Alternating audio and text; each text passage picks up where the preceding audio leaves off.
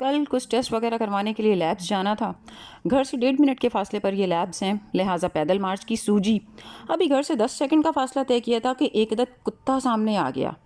बुजुर्गों से सुन रखा था कि अगर अचानक कुत्ते से सामना हो जाए तो फुल इग्नोर करते हुए गुजर जाएं और ख़ुद को मजबूत शो करें। इससे कुत्ते पर साइकोलॉजिकल इम्पैक्ट पड़ेगा कि ये मुझसे डरा नहीं, लिहाजा इसे डराना बेकार है। थोड़ा आगे बढ़े तो दूसरा कुत्ता भागते हुए हमें क्रॉस कर गया। आई वॉज फाइन क्योंकि he was minding his own business. इसकी कोई इंटेंशन नहीं थी हमें नुकसान पहुंचाने की, लिहाजा इस कुत्ते को हमने बिल्कुल ही सीरियस नहीं लिया और अपना सफ़र जारी रखा। लेकिन जब लैब्स के बिल्कुल नज़दीक आ गए तो हमारी साथी जो कि हमारे साथ रवा दवा थी, उसने अचानक वार्न किया कि कुत्ता हमारे पीछे पीछे तेज़ी से आ रहा है। और ना सिर्फ वार्न किया बल्कि हमारी साथी ने भागना भी शुरू कर दिया। मैंने उसे चीख कर इंस्ट्रक्शंस दी कि भागो मत, कुत्ता पीछे पड़ जाएगा, लेकिन उसे कुत्ते की साइकोलॉजी में कोई इंटरेस्ट ना दिया और भागने में ही आफियत जानी। उसे भागते और कुत्ते को अपनी जानिब आते देखकर मैंने भी सारी एनिमल साइकोलॉजी साइड पर रखी और भागने की कोशिश की। एक कार वहाँ ऑलरेडी पार्क।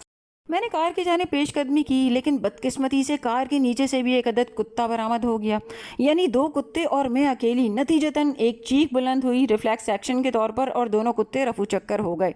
1.5 मिनट के फासले पर 4 अदद कुत्तों से इंटरेक्शन कोई अच्छी बात नहीं। स्ट्रीट डॉग्स को किसी भी मुल्क में बगैर वैक्सीनेशन और न्यूट्रलाइजेशन के यूँ खुले आम फिरने नहीं दिया जाता।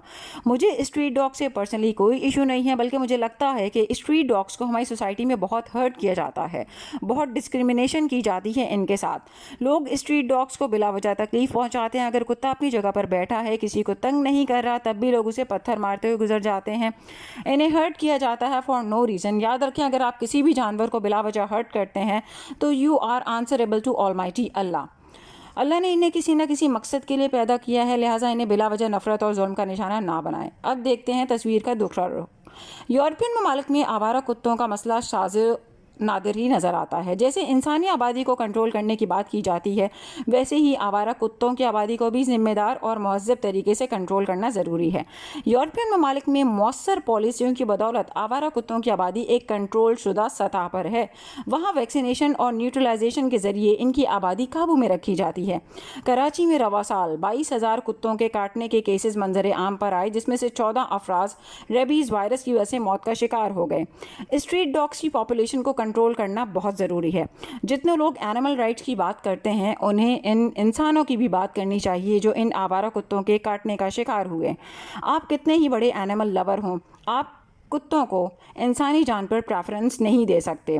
लिहाजा इनकी आबादी को कंट्रोल करते हुए मौसर इकदामात उठाए जाने चाहिए। बहुत शुक्रिया।